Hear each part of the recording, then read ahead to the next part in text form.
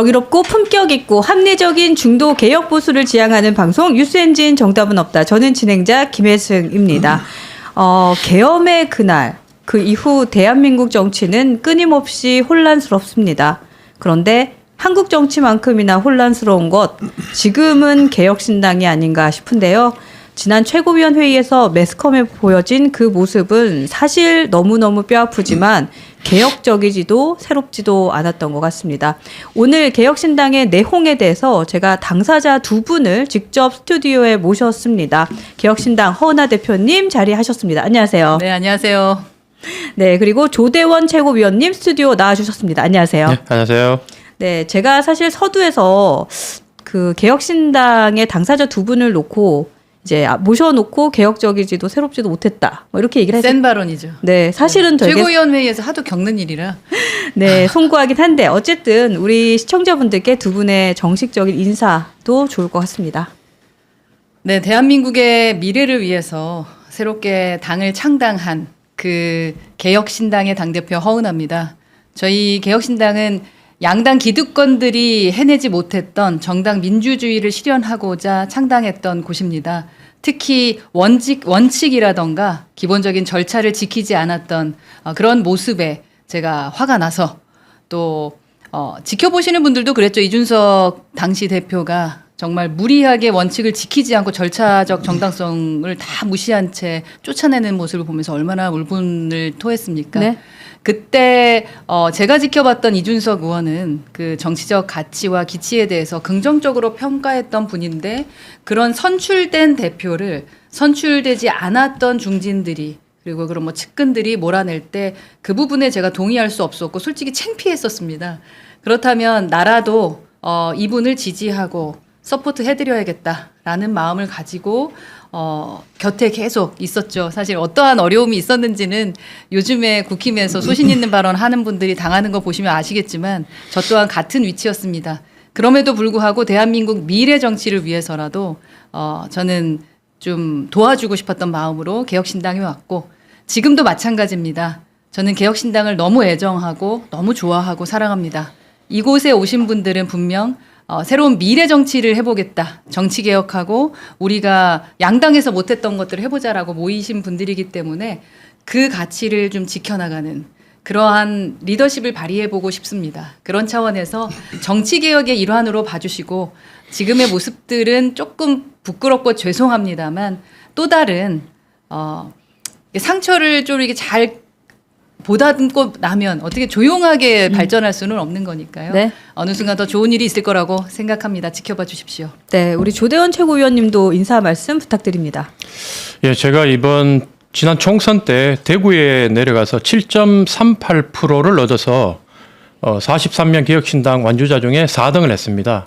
그 성적보다 더 나쁘게 지난 전당대회에서 당원 투표 3.6%를 받고 제가 최고위원에 당선됐는데 그것도 3등으로 그 이유는 일기 지도부였던 이준석 의원을 위시해서 훌륭한 분들이 국민 여론조사 또 기자단 평가 이걸 50% 넣어주셨기 때문에 제가 국민 여론조사 20%를 받고 3등으로 당선이 됐습니다.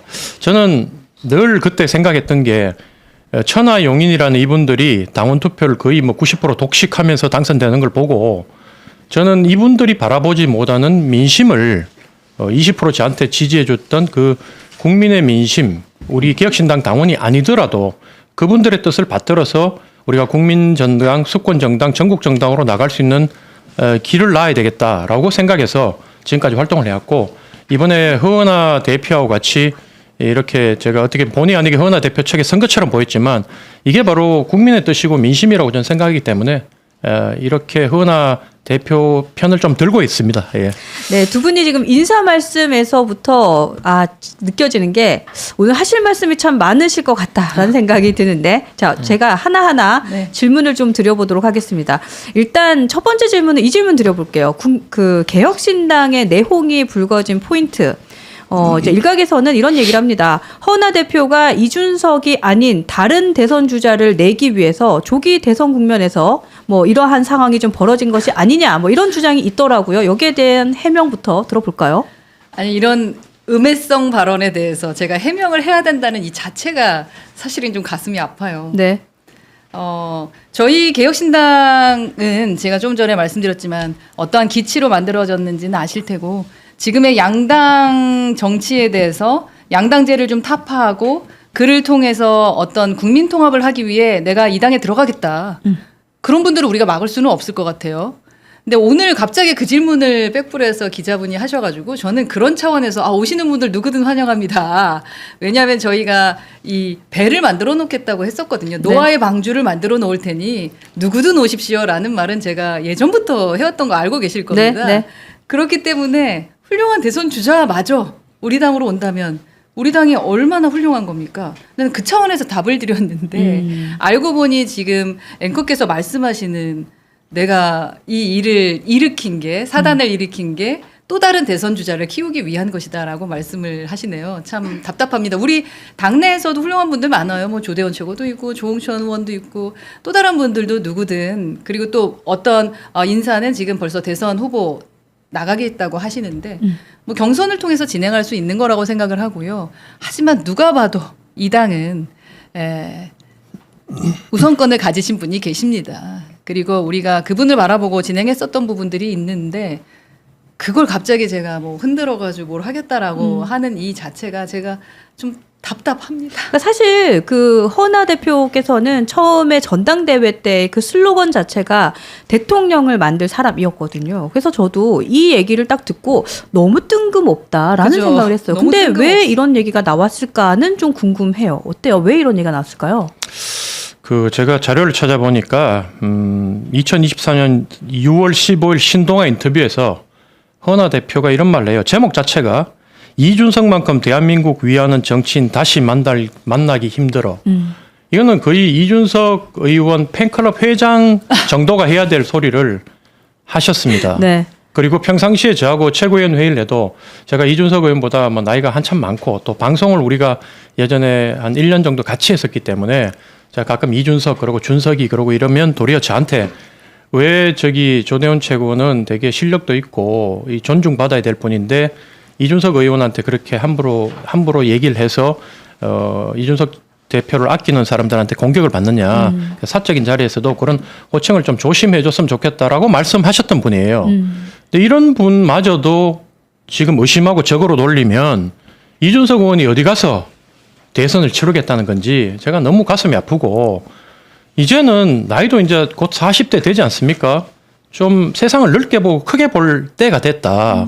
그래서 이준석 의원한테 지금이라도 이준석 대표가 통 크게 이 문제를 풀면 언제든지 이 문제는 쉽게 풀릴 거라고 저는 생각하기 때문에 이준석 의원의 마음가짐부터 바꾸는 게 이 사태를 해결하는 첫 번째 길이다. 저는 그렇게 생각합니다. 네. 제가 오늘 진행을 하는 이 시간 동안 여러분께 먼저 좀 안내를 좀 드리고 싶으면 사실 갈등의 국면이 있는 상황인데 지금 저희 뉴스엔진에는 한쪽 편 그러니까 한쪽 편의 패널만 나와 있는 상황이잖아요. 그래서 제가 혹시라도 또 이제 다양한 생각을 갖고 있는 분들하고 또 결을 같이 할 수 있는 상황이 아니기 때문에 저는 이준석 대표 측의 주장이나 이러한 말에 대한 그 발언을 좀 인용해서 질문을 드리도록 하겠습니다. 그게 저의 생각이라기보다는 조금 균형감을 맞추고자 하는 노력임을 여러분들 좀 알려주시면 좋을 것 같습니다. 근데 하나는 좀 짚고 넘어갔으면 좋습니다. 좋겠는 게 편이 나눠져 있는 겁니까? 그렇게 보여요, 사실은. 네. 그러니까 이준석 의원 측과 허은하 대표 측 이렇게 사실은 보입니다. 그게 현실인 것 같고. 근데 저는 이 부분에 대해서 이제 뭔가 이렇게 양분화되어 있다라는 평가보다는 사실 모 당의 일당 독재 체제보다는 훨씬 더 민주적으로 보인다라는 생각 들어요. 다행입니다. 네, 그렇지 않나요? 감사합니다. 네. 예, 맞습니다. 예. 네, 다양한 의견이 있습니다. 저희 그렇죠. 당에. 그러니까 사실 민주화의 과정 역시 모든 사람의 의견을 수렴하고 가장 좋은 방법으로 나아가는 거잖아요. 그러니까 그런 측면에서 여러분들도 함께 응원해 주시면 좋지 않을까라는 생각이 듭니다. 오늘 아침이었는데요. 이준석 의원이 한 그 뉴스쇼에 나와서 허은하 대표를 향해서 이런 얘기를 했습니다. 윤리위를 가동한 적 없고 허 대표에게 형사적으로 잘못 저질렀다고 몰아붙인 것도 아니다.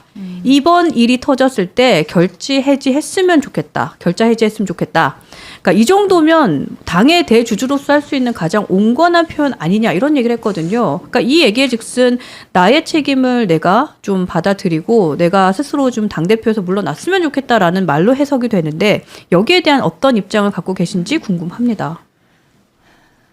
이 부분에 대해서는 뭐 제가 기자회견했던 영상도 있으니까 그거 한번 보셨으면 좋겠고 네. 저는 결자 해지하고 싶습니다. 그냥 있는 그대로의 그 사자성어를 풀이해서 제가 풀어내보고자 지금까지 노력했고 그렇게 한 달을 보냈죠. 최고위원 회의를 9번 했습니다. 6번 비공개 회의였고 또 3번은 공개 회의를 했는데 진도는 나가지 않고 첫 회의부터 사퇴하라 그리고 김철금 받아라 그 두 가지를 갖고 옵니다. 오늘도 그랬고요. 오늘이 아마 10번째, 11번째일 텐데요.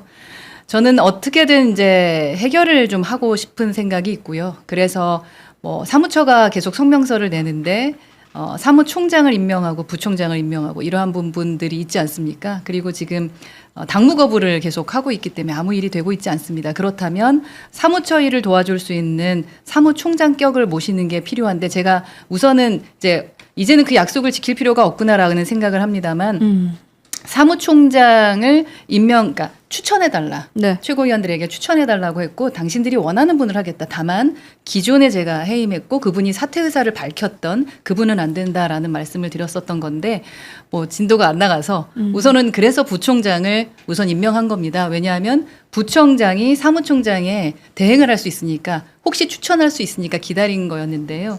근데 그것도 이제 인정이 안 돼서 사무처 일이 안 돌아갑니다. 그래서 여하튼 저는 어찌됐든 당원들도 마음 편하게 해드리고 저희 뭐 대선 체제도 있다고 하지만 아직 대선이라는 걸 입 밖에 내기에는 좀 위험하거든요.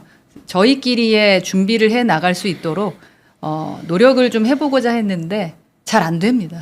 네.